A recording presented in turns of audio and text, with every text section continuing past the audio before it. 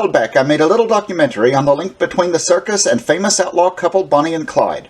Don't know why that video wasn't a draw, but I've been wanting to continue my planned series of documentaries linking Prohibition-era pop culture to the big top. Why?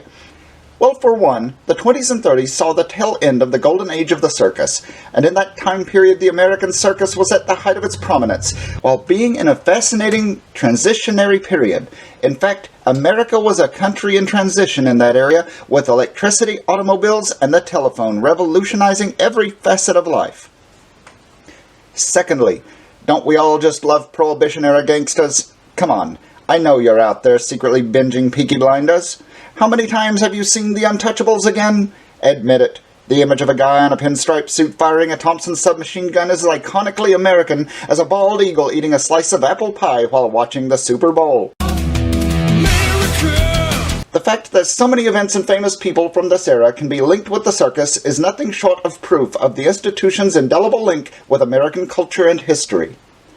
Now, I'm sure you've all heard of Al Capone, Old Scarface, Snarky, the man who ruled Chicago's rum-running and bootlegging empire in the Prohibition age. In case you've lived under a rock, Alphonse Capone was a notorious gangster known for bribing cops and government officials, supplying most of the Great Lakes region with illicit booze, and downsizing his competitors with a gang of ruthless thugs happy and willing to write you out of this world with a Chicago typewriter. Even people unfamiliar with history will recognize the name of the feared mob boss from Chicago. But what does Al Capone have to do with the circus, you may ask? Well, on this channel we've already asked that question of the Titanic, Bonnie and Clyde, and cowboy mummies. So, you all know you're in for a fun story? Let's jump in. James Vincenzo Capone was born March 28, 1892 in Angri, a city in the province of Salerno, Italy. He was the oldest of 9 children of Gabriel and Teresa Capone. In 1894, his parents immigrated to the United States with James and his brother Ralph, making home in Brooklyn, New York. The Capones apparently took the phrase starting a family to heart, as over the next decade they had 7 more children, including their 4th oldest, Al.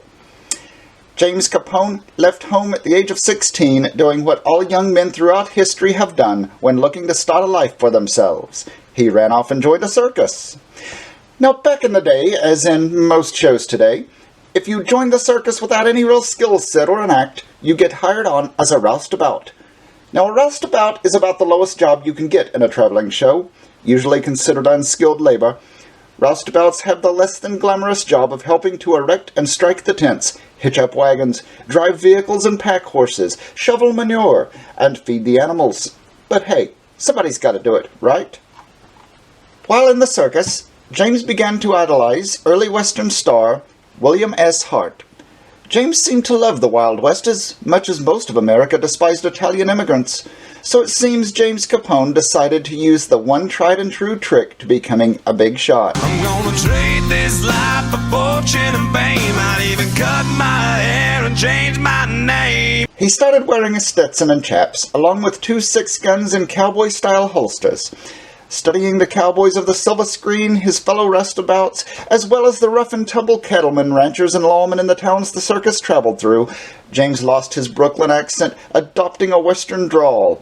He mimicked gunfighters from the pictures until it came as second nature. He trained himself to walk with a cowboy's swagger and to use his revolvers with deadly speed and precision. He also adopted the last name of his idol, William S. Hart, changing his name to the more American Richard James Hart.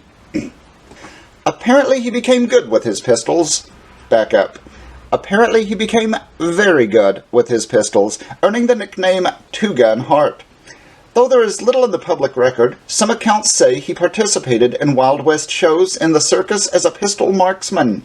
If you believe the stories, Two-Gun Hart could pop balloons while seated on a horse at full gallop. These Wild West shows, or horse operas as they were sometimes called, were a staple of circuses in that era.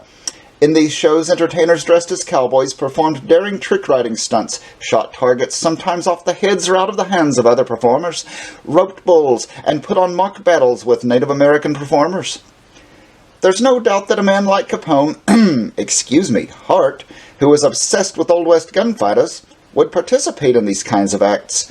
Yes, this young Italian-born man had fully adopted the persona of a gun-slinging cowpoke.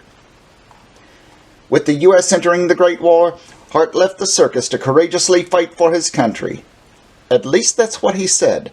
There's no real proof that he served in World War I, but according to the man himself, he was commissioned as a lieutenant, fought gallantly in several battles, and was given medals by General Pershing himself. And would a circus performer ever lie? Especially one related to an infamous mob boss? Nah.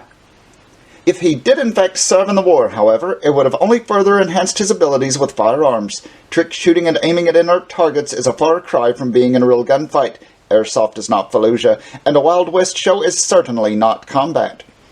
By 1919 he was home from the war, or wherever he went for 2 years, and he married and had 4 sons. With the 18th Amendment ratified on January 6th of that year, alcoholic beverages became illegal in the United States.